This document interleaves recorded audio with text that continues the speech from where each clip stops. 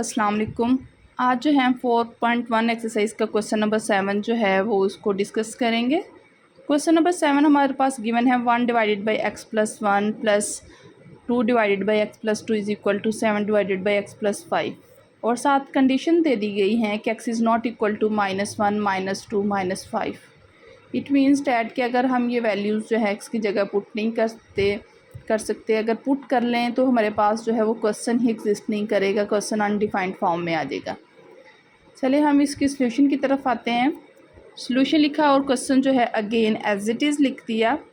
इस क्वेश्चन में भी हमने क्या करना है कि हमने इसको बाय फैक्टराइजेशन ही सॉल्व करना है, लेकिन यहाँ पे हमारे पास जो है वो क्वाड्रेटिक इक्वेशन डायरेक्ट क्वेश्चन में नहीं दी गई, तो हमने इसको सिंप्लीफाई करेंगे, इसको क्वाड्रेटिक इक्वेशन की फॉर्म में लिखेंगे। देन हम इसको बाय फैक्टराइजेशन सॉल्व करके एक्स के रूट्स फाइंड करेंगे।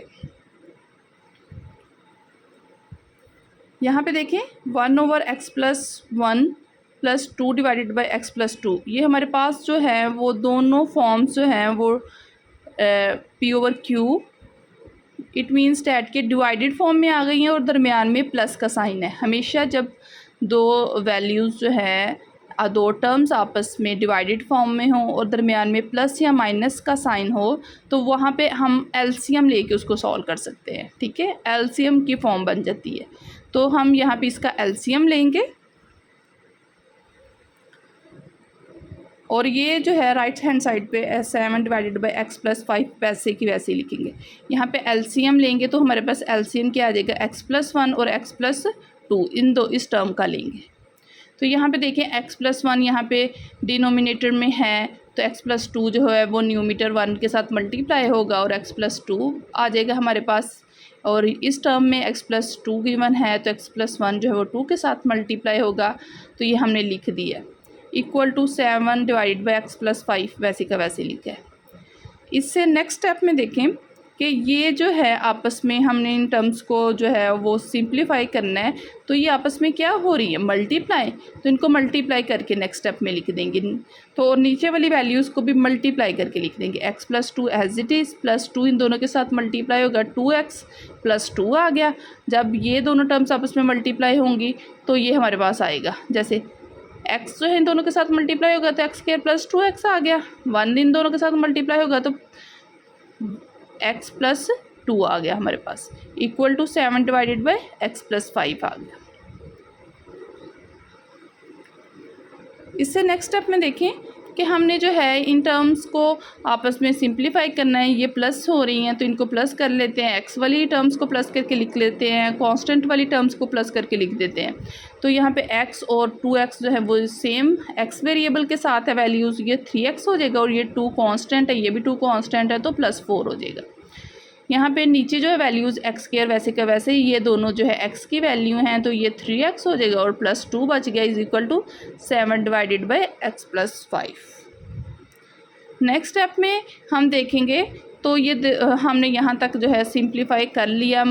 अब इन टर्म्स को मज़ीद हम सॉल्व करने के लिए इनको आपस में क्या कर देंगे, क्रॉस मल्टीप्लाई।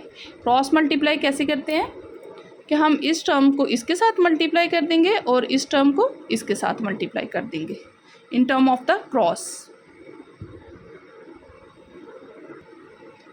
जब इनको क्रॉस मल्टीप्लाई करेंगे तो x प्लस 5 मल्टीप्लाई होगा 3x प्लस 4 के साथ और 7 जो है वो मल्टीप्लाई होगा x² plus 7 plus 3x plus 2 के साथ मल्टीप्लाई होगा। तो हम मज़ीद इसको सिंप्लीफाई करेंगे, x इन दोनों टर्म के साथ मल्टीप्लाई होकर लिखा जाएगा, फिर प्लस 5 इन दोनों टर्म के साथ मल्टीप्लाई होकर लिखा जाएगा। ठीक है, तो x इन दोनों के साथ मल्टीप्लाई होगा, x इसके साथ 3x के साथ मल्टीप्लाई होगा तो 3x के वेरिएबल्स के साथ आपस में मल्टीप्लाई इस तरह होंगे कि कांस्टेंट 3 लिख दिया, वेरिएबल्स मल्टीप्लाई होके एक दफ़ा वेरिएबल इनकी पावर्स ऐड होके लिखी जाती है। ठीक है, x की पावर 1 और x की पावर 1 x की पावर 2 हो जाएगी। फिर यही x जो है वो 4 के साथ मल्टीप्लाई होगा, 4x आ गया। नेक्स्ट जो है वो 5 इन दोनों के साथ मल्टीप्लाई होगा, 5 3 ज़ा 15 और x वेरिएबल एक ही टाइम है तो हमने x लिख दिया, प्लस प्लस प्लस हो जाएगा और 5 4 ज़ा 20 इक्वल टू, फिर यहाँ पे जो है वो 7 इस पूरी टर्म के साथ मल्टीप्लाई होगा तो हमारे पास क्या आ जाएगा, 7x² प्लस 21x प्लस 14। ठीक है, अगले स्टेप में हम ये पूरी टर्म जो है इस साइड पे ही रहने देंगे और ये सारी वैल्यूज़ को इक्वल की दूसरी साइड पे ले जाएंगे और इक्वल टू 0 लिख देंगे। जब ये सारी वैल्यूज़ इक्वल की दूसरी साइड पे जाएंगी तो इन सब के क्या हो जाएंगे, साइंस चेंज हो जाएंगे, अलामतें चेंज हो जाएंगी। ठीक है, अगले स्टेप में देखें, ये 7x² + 21x + 14 as it is है यहाँ तक। ठीक है, और ये पूरी टर्म इक्वल की दूसरी साइड पे गई है तो इनके साइंस चेंज हो गए। 3x² दूसरी साइड पे जाके -3x² हो जाएगा, 4x दूसरी साइड पे जाके -4x हो जाएगा, 15x दूसरी साइड पे जाके -15x हो जाएगी और 20 भी दूसरी साइड पे जाके माइनस का हो जाएगा। इक्वल टू हमने क्या लिख दिया, 0। इससे नेक्स्ट स्टेप में देखें कि अब हमने जो है x² वाली वैल्यूज़ को आपस में सॉल्व करके लिख लेना है, x वाली वैल्यूज़ को आपस में सॉल्व करके लिख लेंगे, जो बाकी कांस्टेंट्स वैल्यूज़ आप होंगी उनको आपस में सॉल्व करके लिख लेंगे। यहाँ पे देखिए 7x² और -3x² प्लस माइनस -7 3 आपस में माइनस होंगे तो 4x² आ जाएगा। ठीक है, उसके बाद x वाली वैल्यू एक 21x है, एक -4x है और -15x, माइनस माइनस प्लस हो जाएगा 15, 4 कितना हो जाएगा -19x, -19x और +21x आपस में माइनस होंगे क्योंकि 21 के साथ प्लस है और इन दोनों को सॉल्व करने के बाद जो हमारे पास 19 आएगा उसके साथ माइनस है तो प्लस माइनस माइनस 19 में से 21 में से 19 माइनस करेंगे तो 2 आ जाएगा और साइन जो है बड़ी वैल्यू का +2x आ जाएगा। उसके बाद कांस्टेंट्स वैल्यू बच जाती हैं। कांस्टेंट वैल्यू में एक 14 है और एक -20 है। इन दोनों को आपस में सॉल्व करेंगे, प्लस माइनस -20 में से 14 माइनस करेंगे तो क्या आ जाएगा -6 इक्वल टू 0।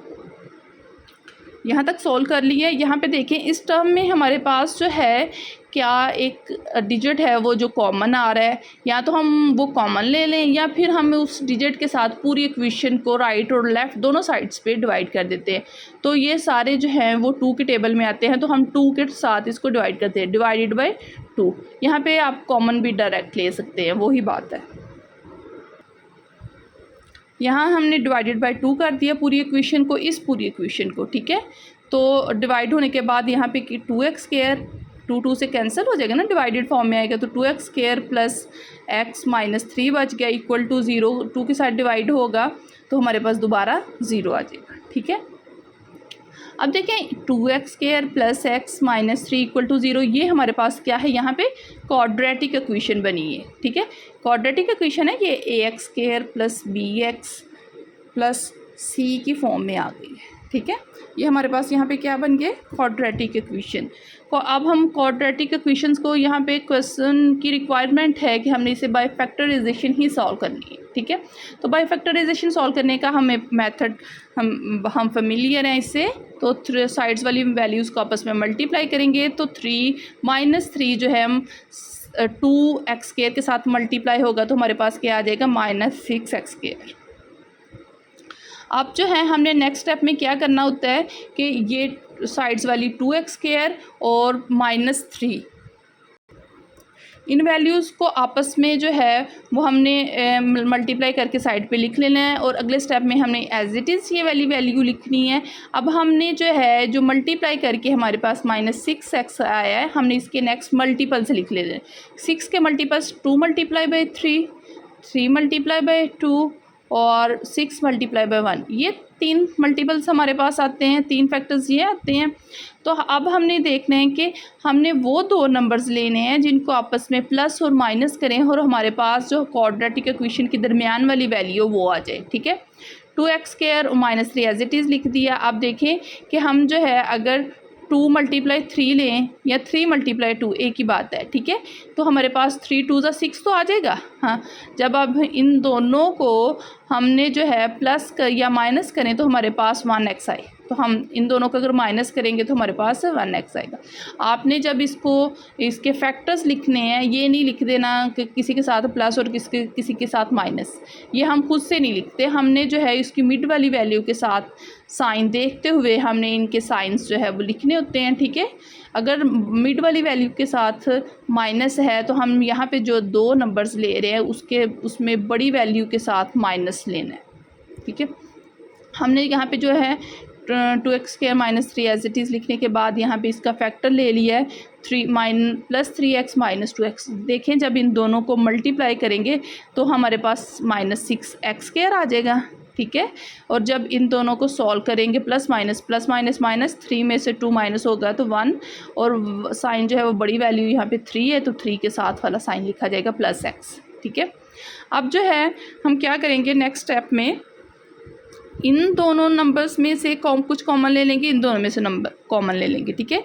इन दोनों वैल्यूज़ में से हमारे पास x कॉमन आता है तो बाकी के बच गया 2x + 3, और इन दोनों में से क्या कॉमन आ रहा है -1 तो बाकी क्या बच गया 2x + 3 = 0, ठीक है। अब जो है ये एक पूरी वैल्यू हमारे पास आ गई है, एक पूरी ये वैल्यू आ गई है, तो अब इनमें से क्या कॉमन आ रहा है 2x + 3, बाकी क्या बच गया x - 1 = 0, ठीक है। अब यहाँ पे देखें कि ये दो हमारे बिल्कुल सेम थे, इट मीन्स डैट कि हमारा क्वेश्चन जो है वो ठीक जा रहा है अभी तक। नेक्स्ट जो है हमारे पास लास्ट स्टेप्स हैं कि हमने जो है 2x + 3 को भी इक्वल टू 0 लिख दिया, x - 1 को भी इक्वल टू 0 लिख दिया। अब हमने जो है यहाँ से x वेरिएबल्स की वैल्यूज़ फाइंड करनी है। 2x इस साइड पे जो है 3 कांस्टेंट है तो दूसरी साइड पे चला जाएगा -3 हो जाएगा, यहाँ पे x जो है 1 दूसरी साइड पे जाएगा तो +1 हो जाएगा, माइनस का है ना इस साइड पे तो दूसरी साइड पे जाके क्या हो जाएगा प्लस। मज़ीद इसको यहाँ पे सॉल्व करेंगे तो 2 यहाँ पे मल्टीप्लाई हो रहा है, दूसरी साइड पे जाके डिवाइड हो जाएगा, ठीक है। तो हमारे पास जो है वो क्या बच जाएगा, x = -3/2।